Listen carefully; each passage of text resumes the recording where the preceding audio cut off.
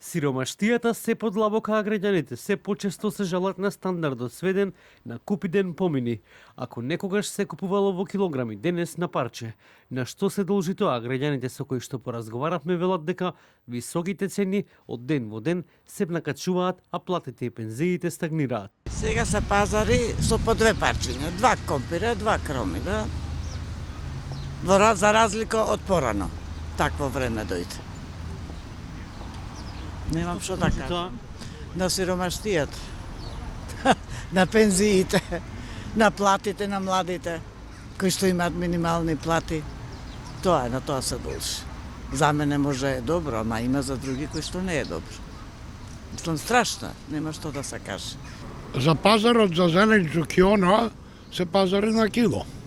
Е сега, месете производи, сирење, оно што не е, колку е джепот длабок, толку е сега. Понапред може да земеш кило.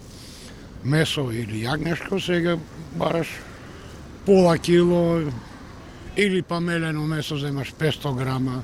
Дел од економските познавачи на состојбата велат дека ситуацијата е очења на економски план. Парите ја изгубија својата вредност, а немаштијата се подоминантна. Сметаат дека стандардот одамна не постои, манипулацијата од страна на трговците се поголема, а власта не презема никакви мерки освен постојните појавувања по медиуми со реченицата „ја следиме состојбата“. Ваквата состојба се должи на зголемените цени на овие прехранбени производи што ги користиме како население за секојдневна употреба и од друга страна малите примања, ниските примања на луѓето што ги купуваат тие производи. Овде можеме да констатираме дека за последниве години дојде до енормен и